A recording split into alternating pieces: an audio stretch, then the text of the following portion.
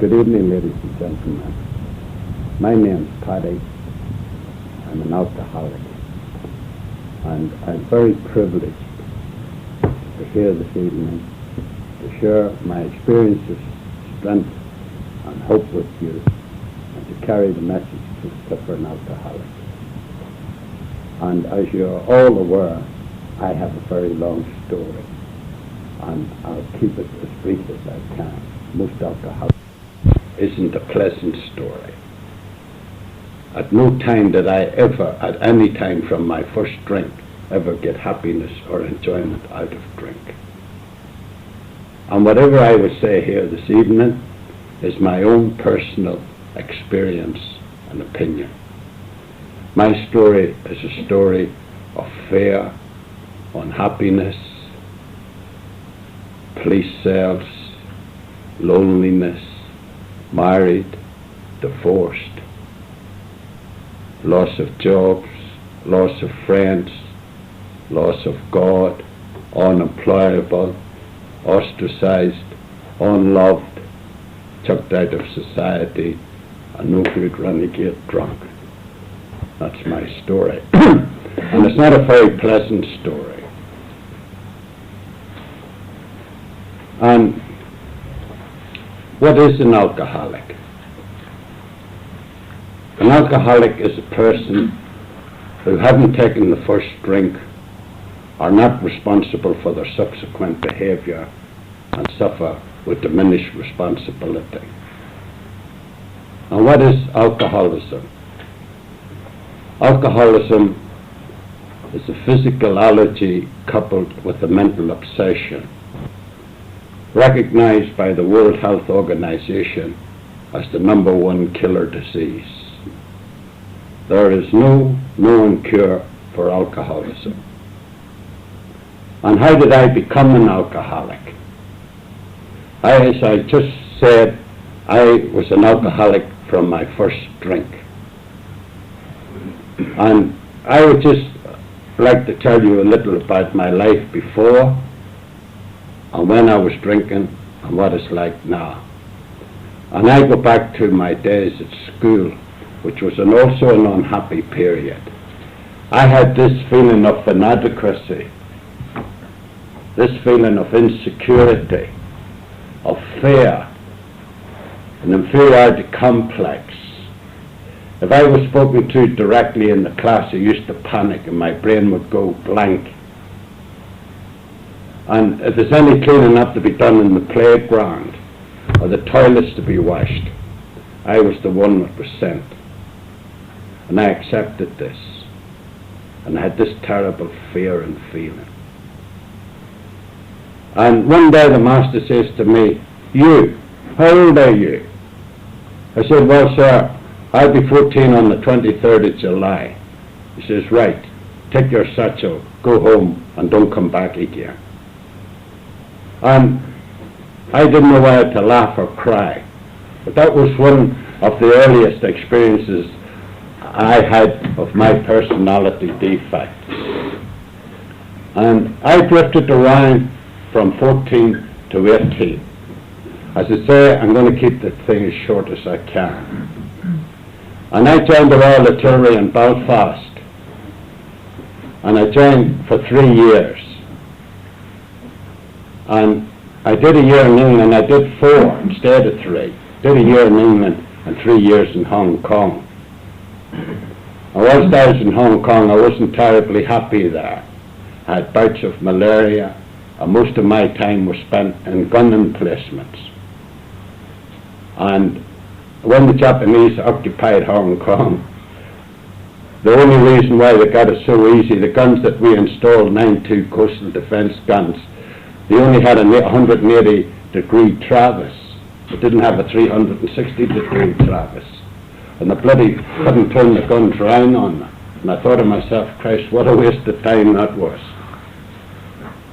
Well, the only drinking experiences I had in the army were at Christmas, because there was no scope for drinking in the army. I got 2 shillings a day and I allocated a shilling a day to my parents. And I was always looking forward to Civvy Street and trying to save. I had a shilling a day, and I used to smoke, and everything came from that. And I came back to London in 1938. My first job was as a luggage porter in the Ladies' Carton Club, Hyde Park Corner.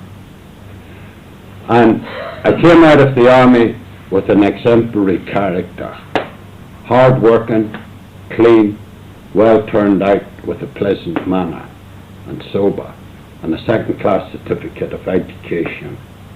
And these qualifications took me into the Palestine Police. And I well remember going aboard the Viceroy of India at Tilbury. They sent me a little packet of labels, wanted on voyage, not wanted on voyage, stowage, cabin. When I went up the gangway at Tilbury, I had a brown parcel under my arm, and a 50 Bob Burton suit on me. And I travelled first class to the Suez aboard the Viceroy of India. And that was quite an amazing experience for me, because I had just come off a troop ship, 6 weeks aboard a troop ship in the lower decks, a BO and sweaty socks, etc. And to walk aboard and into this cabin that I had as big as this room, spotlessly clean, with a stewardess and a steward and all the rest of it, and 2 sittings and the menu in French and upper deck dancing, and the ladies in long gowns and the blokes in monkey suits. I really thought I had made it, and I'd broken the poverty barrier, and I really fancied myself. And I thought of myself, I wish the blokes in Banbridge could see me now.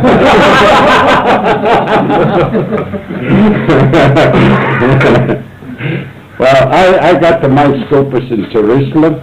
I did some training, and I was very ambitious, I was conscientious, I had a great future ahead of me. I was posted out to Nazareth, and eventually I started driving an armoured car. And the only reason I tell you this is I can pinpoint my alcoholism, where I started drinking alcoholically. The job I had was escorting Jewish buses from Nazareth to Tiberias on the Sea of Galilee. And there's 2 blokes in the turret. And I was sitting outside this restaurant. I was reading the Palestine Post. And at that time, I never even thought about drinking. I was ambitious. I was making all kinds of arrangements for the future.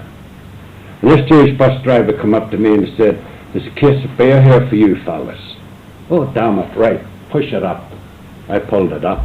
I sat down. I thought, damn it, I'll have a beer. It's free. And thereafter, I never stopped drinking. I was drunk on duty, off duty, not fit for duty, pinching cars, breaking curfews, and all sorts of trouble I got into.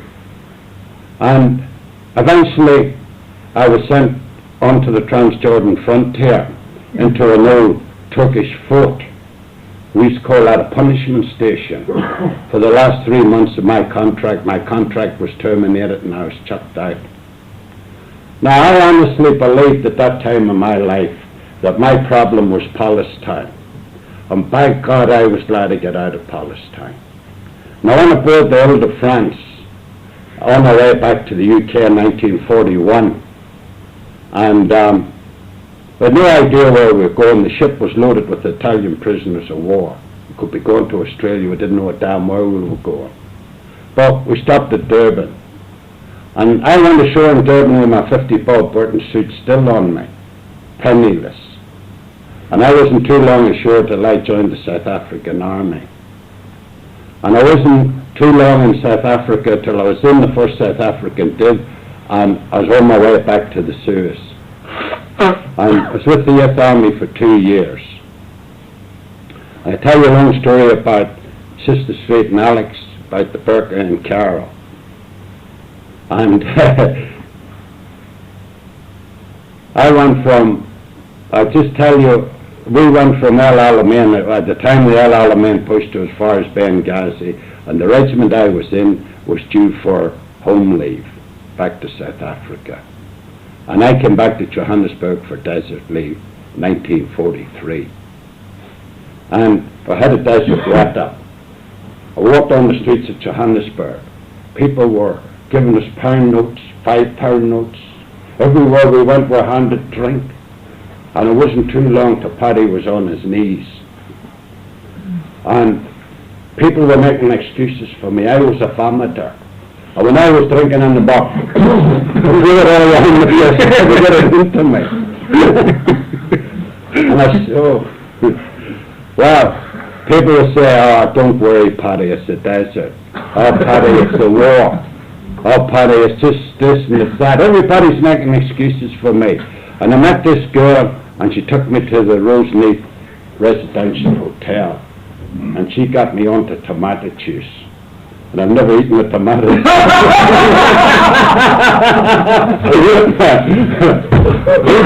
I was drinking tomato juice and thought I was doing great. Well, I sent into the Tall Carbineers, and we're based at a place called Peter Mattersburg. We're on a 24-hour standby to go to Italy. And damn it, I was anxious to get out of South Africa. You see, all my life I was always a great runner, always running away, always for the geographical change. I was wanting to get out of South Africa. I'm counting the minutes, waiting for the call out. And one Friday night they let us ashore to 12 o'clock. And I went down to the Imperial Hotel and I'm having a beer. And this pal of mine says, Paddy, it'd be great to be in Joburg tonight. Joburg? 350 miles away. Christ, you're crazy. So I had a couple more beers and a couple more brandies. And suddenly I could see the bright lights. And to cut a long story short, I pinched the first in the Tall Carbineers 5-ton truck, and him and I away. And we got it all up the line, and I got to the point of no return. And you can well imagine how I felt when I realized the terrible thing I had done. I could feel the bloody firing squad bullets going through me. In no way could I go back to the regiment. I'd gone to the point of no return. So we carried on, him and I, to Joburg, and instead of going into Johannesburg as a returned hero, we had to go underground. And he got me a civvy suit. And he says, Paddy, you have to change your name. He says, you're a sheep farmer. And your postal address is P.O. Box 10, Key Road, Transkei. And him and I on our way went into a recruiting office and we joined the Navy under an assumed name. And it was the only way we could get out of our dilemma. And that afternoon I'm on my way to Cape Town. And I was glad to get into Cape Town, to get that place 1,000 miles behind me. We did some training there. I seconded to the Royal Navy. I went across to Bombay, commissioned a K-class destroyer, and came up to the Med. This is 1943, and they're based in Malta. Well, I spent the last 3 years of the war aboard that destroyer in the Med. Around the Dodecanese, every island in the Dodecanese are based in Malta. We're based in Naples, Bari, Patras, all around. But I couldn't tell you a damn thing about them today. I never got past the first pub. And my life was a horror with drink. And then they started talking about the war being over. And nobody prayed more for the war to finish than I did. And then at the latter stages of the war, when they're really talking peace, I got a terrible panic in case I get bumped off. And I had that bit of frustration. But I came back to Johannesburg for demobbing. And I was delighted. Now I'm going into South Africa. This is 1946. Oh boy, I'm going to do great things. First of all, I went to the CEO and I told him, and he made further inquiries and sent for me. I said, well, we got all your details. He said, what you say is perfectly true, but you weren't listed as a deserter. You were absent without leave for 48 hours. Forget all about it. I got my campaign medals, my gratuities. I become a South African, and I was really going to do big things. And I become a diamond driller. That was a job, my first job was diamond drilling. And I worked in the Transvaal, and I was long periods in the bush, but every time I come to town, I was hammered. I moved into the Orange Free State, And I used to be obstreperous, argumentative, trying to prove something. I remember once this bloke beating me up and the thought going through my head, God, I'd give anything if I had only one leg and on a crutch. I wouldn't have to do this, and this bloke would take pity on me. And that's the way it was with me. And one day, this woman says to me, Paddy, you're a terribly nice person when you're not drinking, but you're a holy terror when you're drinking. And the other one said, why don't you get married? And someone said, who the hell would marry him? Well, to cut another long story short, I met my girlfriend and I told her a hard luck story, the war's over, and get together and get a family and settle down. Now, I really thought that if I got married, I could live like other people. And she arranged it all for us to get married in the Magistrates' Court in Johannesburg. And I came up from the Orange Free State, and she had it all organised. We went into the registry office and got married. And when I came out, there was a dozen of her friends there. I well remember it. And I thought, to hell, I'm not going up with those people who go down to the pub and get a couple of my pals. And they didn't see me for 3 days. Well, now, you have to experience that to know what that's all about. That was the first time I become suicidal.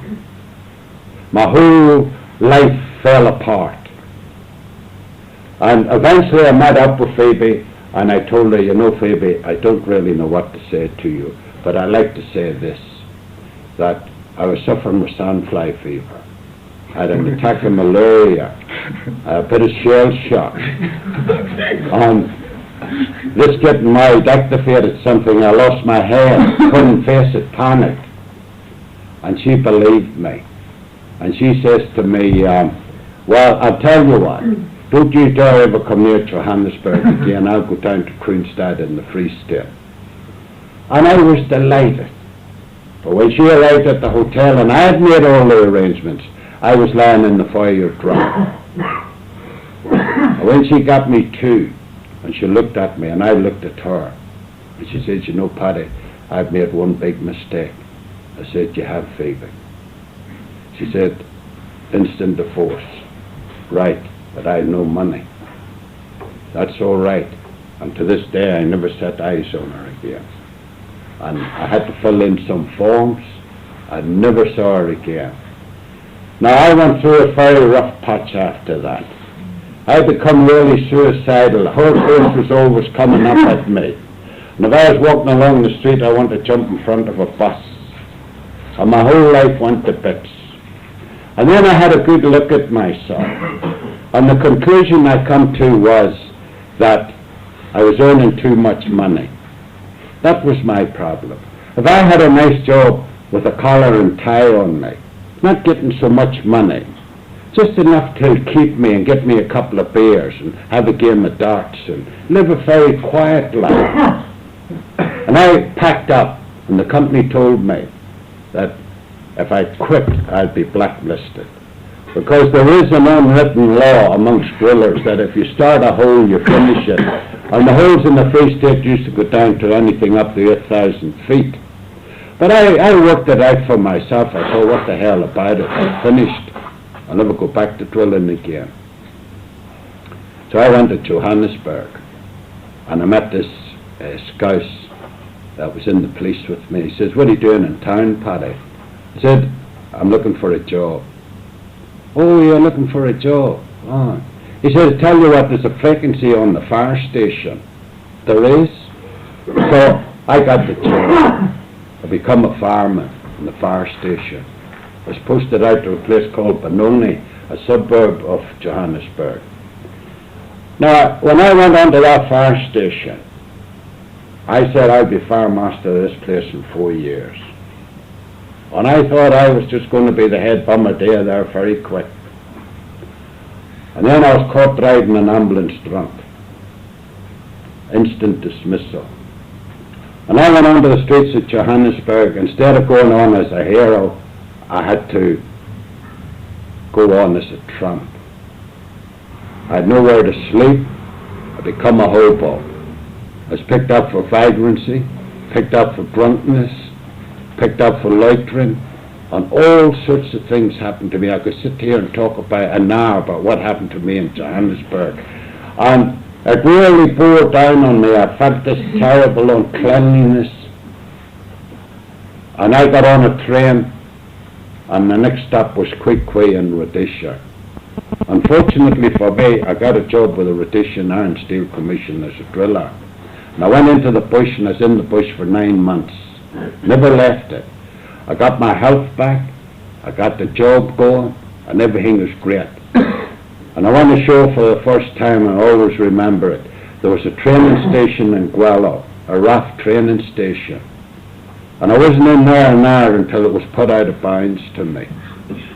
The hotels were put out of bounds.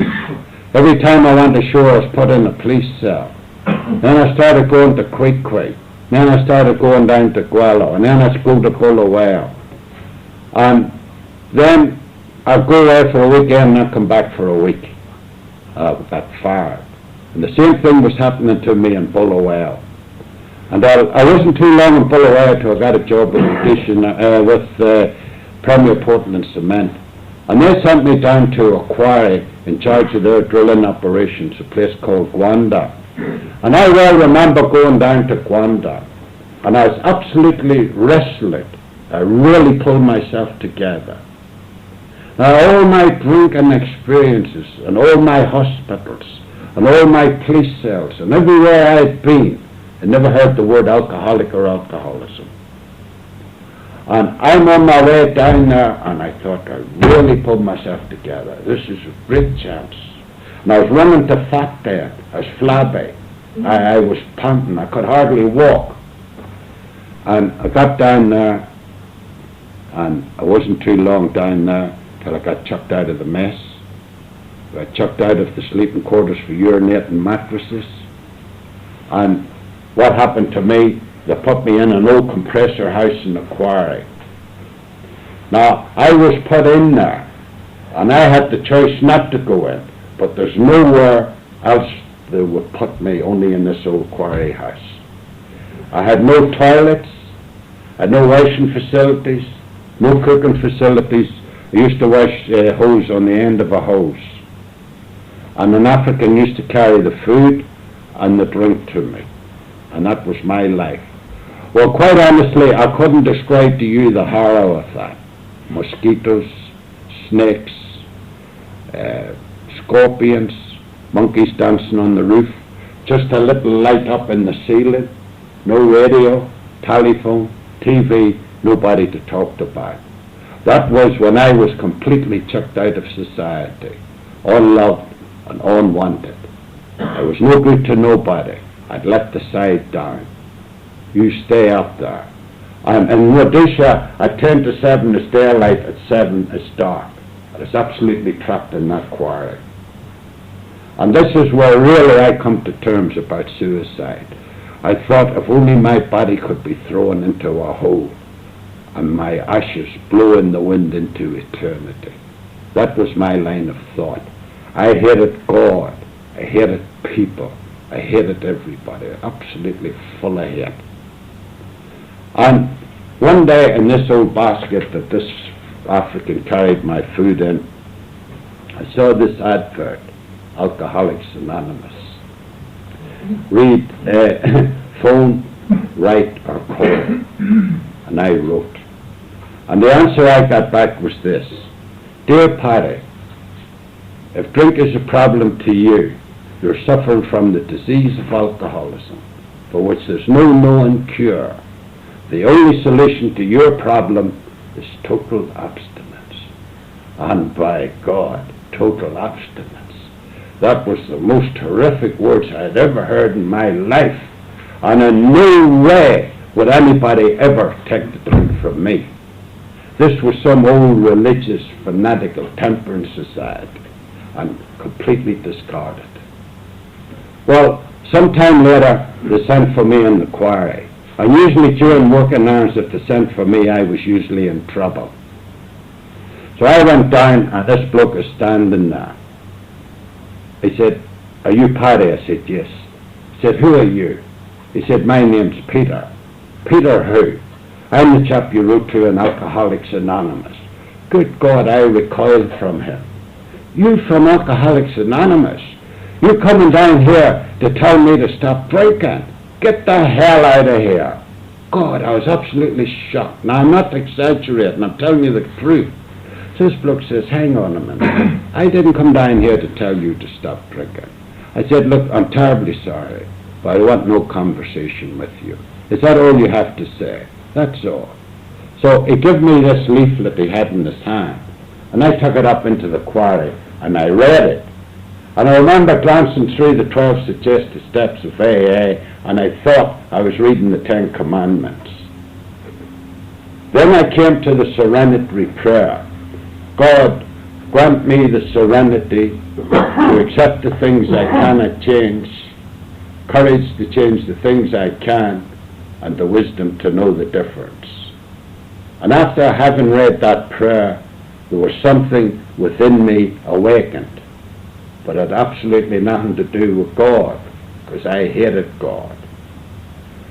The first thing that happened to me was the realization of the terrible degradation of my life. And I read that prayer and reread it. And to cut a long story short, I made a point of going to Bulawayo for a weekend to meet Peter, and he took me to meetings and introduced me to a lot of people, but I couldn't accept it. Couldn't. And as a matter of fact, when he was taking me back on the Monday morning, I was heartbroken. I travelled 110 miles and didn't have a drink. And I thought that was a terrible thing. At that time I used to think any time I spent drinking was wasted time. And I thought the sooner I get back to the quarry, the better. Get shot of these people. But I got out of the car and I says to Peter, "Peter, thank you very much. And I'm terribly sorry for all the trouble I've given you. That's it, no more."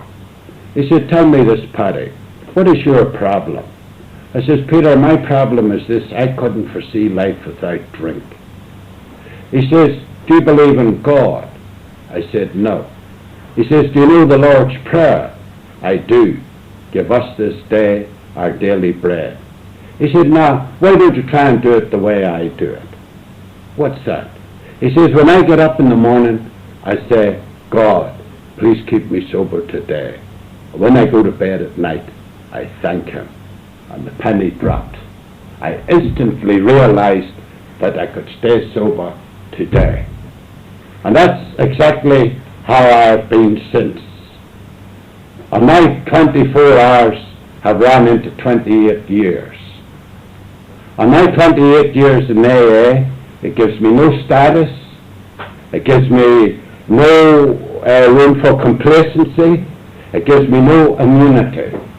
The road that I tread today is a long, straight road. I'm not allowed any deviation. And I just live for today. And the greatest thing that came into my life was AA, the fellowship and the members. AA taught me how to live. AA gave me the key to my higher power. AA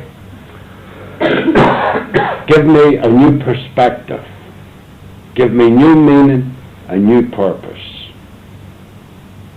And during the early parts of my sobriety, I came over here on holiday, came over the second time, and my brother had a barber shop in Tandragee at the time, and he dated 2 women. I got the good looking one and he had the other one. And we took him out, went to the Castle Ballroom, and then I had to fly out from Corner because I spent most of my time down in Dublin. But I had fancied the other one, Peggy. But by the time I had written back, Peggy had gone to America, and Bridget answered the letter. And I wrote to Bridget. I said, "Bridget, I'm an alcoholic. Now, I've been 4 years sober." And I asked her if she would marry me. I never held Bridget's hand, with no communication, no loving, no nothing. Cold-blooded, will you marry me? And she said she would.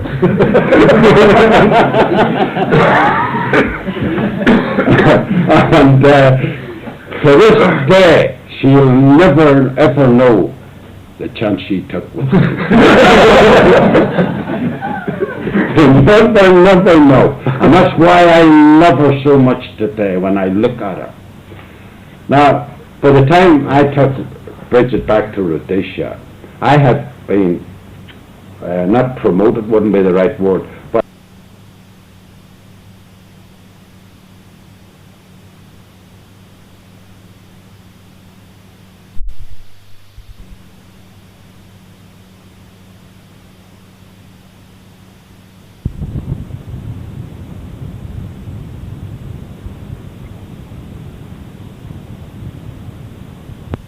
these what we call rondavels, big mud huts. And one mud hut was a bedroom, one mud hut was a sitting room, one was a kitchen, and one was a bathroom. And in between that, there was a big 44-gallon drum, and the African used to stoke it with sticks, and that was my hot water for bathing. And believe it or not, I thought this was great, and this is what I took Bridget to. And I just carried on. I was keen at my work, and then the first child was born. And then the second child came along. And in the meantime, I got a job up in northern Rhodesia, which is now Zambia. And Margaret was a fortnight old, and I had an old Ford Zephyr. And we set off for the copper belt. And I had the AA World Directory with me. And the first night we stopped in Salisbury, I just turned to Salisbury. First address I come to, went to that address, knocked on the door. My name's Paddy, member of AA. Come in, Paddy. Family and all, put up for the night.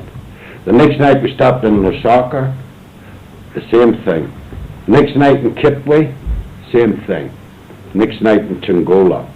And we had driven right through the whole African jungle, as it were. And I just did that in my stride, because I was used to it. But I think about how Bridget must have felt there. It must have been a horror. But anyhow, in the copper belt, a new future opened up for me. I had a house, completely furnished. I took up tennis, golf. My life changed. I had my wife, my family. And then the third child came along, and Bridget said, I wouldn't have another child in this country. And no, I said, of course not. If you want to go home, that's easy. Go home, have your child. She had been home once before. Certainly, Bridget. But Bridget wouldn't come back again. And I thought, good God, imagine that. I couldn't believe it. And she just gave me clearly to understand. I waited for a long time. And I thought to myself, well, there's no point in me hanging about here. I'll sell up and move. Because I was after another job up on the Congo border, with lots of money up in the Tsetse Fly area, and the sleepy sickness area, wild game area. Now the only reason I would tell you is this. The only reason I would tell you is this. That AA works. AA works if you have the desire for sobriety. Now I lived under the most primitive conditions. I read the big book, I prayed to God as I understood him, and I really wanted to keep my sobriety. And then one day the penny dropped. What the hell am I doing here? And I wrote to Bridget and I said, would you go to Australia? And she said you would. And I gave her clearly to understand that in no way could I live in this country. There's no future here, nothing here for Paddy. She said you go to Australia. But when it come to going to Australia, she wouldn't go. So I says to God, well, there you are now. I've done my best. My conscience is clear. And I'm back to Africa. And I went to Kitwe, and the company says, oh, Paddy, we're glad you're back. We got this contract in Angola. We'd like you to get into Angola on a 2-year contract. It didn't bother me at all. And the only means of transport we had in Angola was chopper. And I had to fly me 400 miles to get that tooth out.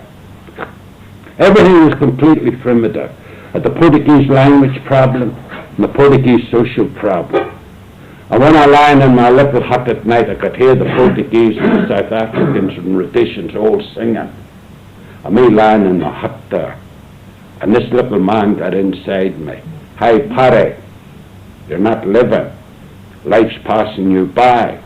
Have a drink. Have a drink. And I dropped on my knees.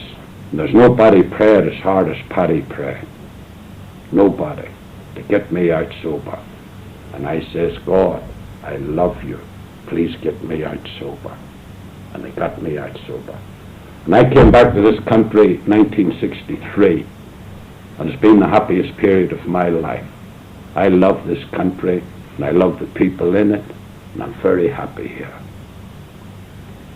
And I'm a chimney sweep. And I think I had one experience which you all know about, but I'll share with you briefly. I went down to the Red Hand Hotel, the Birches Portadown. This elderly man wanted me to clean 3 chimneys. He wanted the Aggie cooker done first. I pushed the brush up, and his 2 daughters were there, and they're running in and out looking for the brush. And I thought, damn it must have turned and started coming back down. But I went out to the front of the hotel, but I couldn't see the brush. So I went to the rear, and it had come right across the slates to the spouting. And I went inside and heaving and pulling at it, couldn't move it. He says to me, I'll get the ladder, the step ladder, and try pulling it from up there, up at the spouting. It might come through that way. And I'm pulling at this, and a brick came off and hit him square on the head. And he fell dead at my feet. And you can well imagine the shock when I turned him over, the blood in my fingers. I was absolutely stunned. And I walked up into the lounge, and this person says, oh, Mr. Casey, you're suffering with shock. I must get you a brandy. I said, oh my God, please, no drink. And I didn't take a drink. Now this is what AA has taught me. AA has taught me just to live for today. AA has taught me how to organize my life, how to be conditioned for the unforeseen, how to be conditioned for the thing that suddenly happens to you, to be on your guard. And uppermost in my mind at all times is the fact that I'm an alcoholic. And the higher power that I understand has bestowed upon me a gift that there's nothing on this earth you could equate it with. There's nothing on this earth I can attain which is superior to what I've got, and that's sobriety. And my higher power, as I understand him, has clearly given me to understand that there's nothing on this earth can happen to me worse than me taking one drink. And I'm aware of this.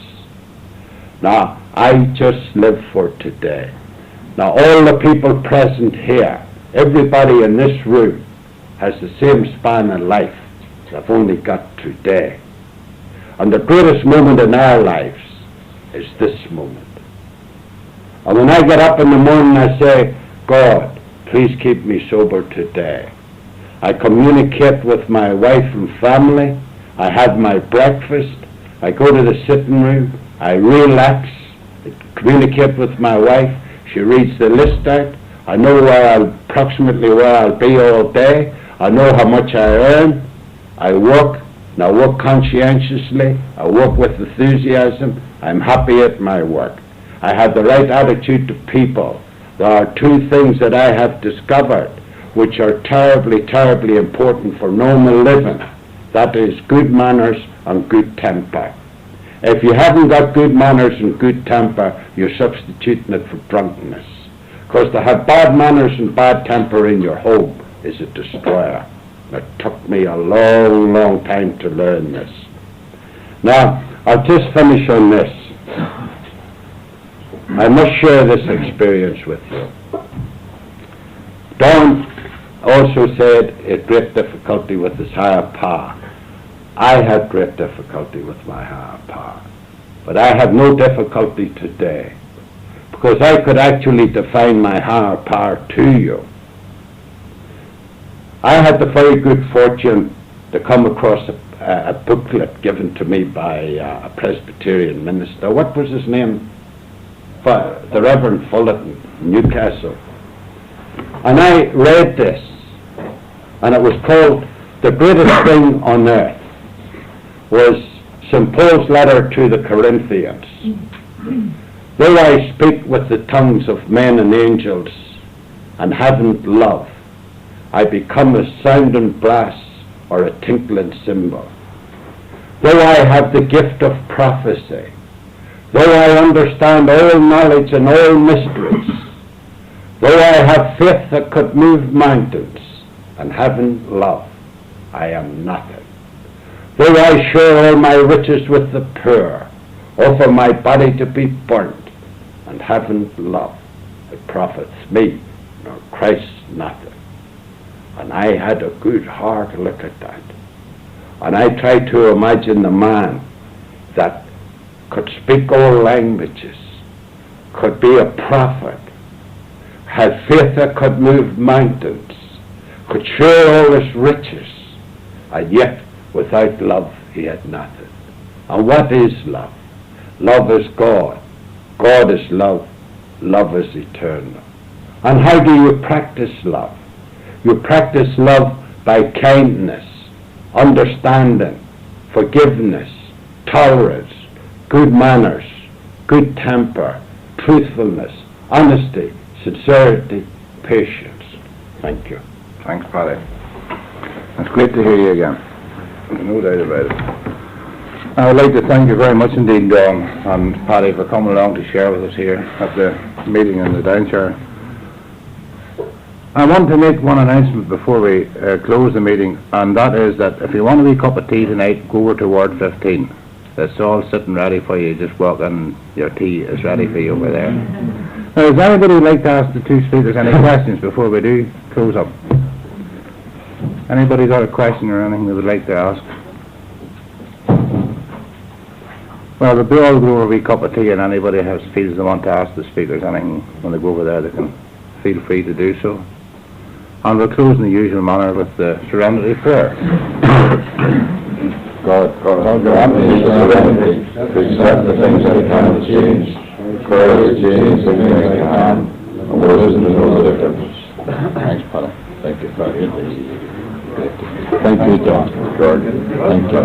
Nice, Paddy. Nice to see you again. Just want to pour a cup of tea.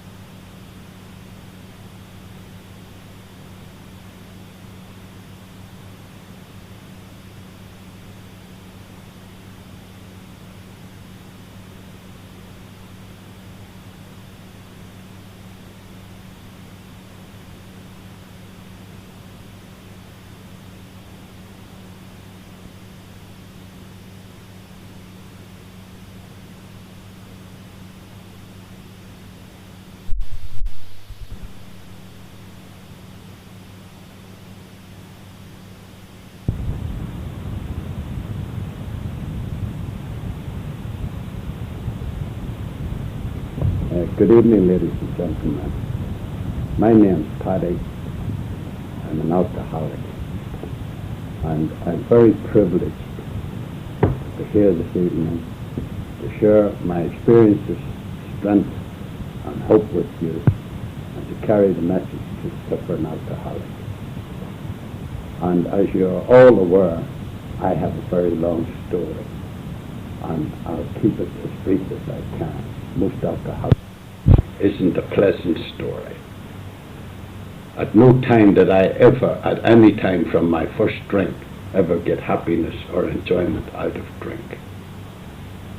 And whatever I would say here this evening is my own personal experience and opinion. My story is a story of fear, unhappiness, police cells, loneliness, married, divorced, loss of jobs, loss of friends, loss of God, unemployable, ostracized, unloved, chucked out of society, a no good renegade drunk. That's my story. And it's not a very pleasant story. And what is an alcoholic? An alcoholic is a person who, having taken the first drink, are not responsible for their subsequent behavior and suffer with diminished responsibility. And what is alcoholism? Alcoholism is a physical allergy coupled with a mental obsession, recognized by the World Health Organization as the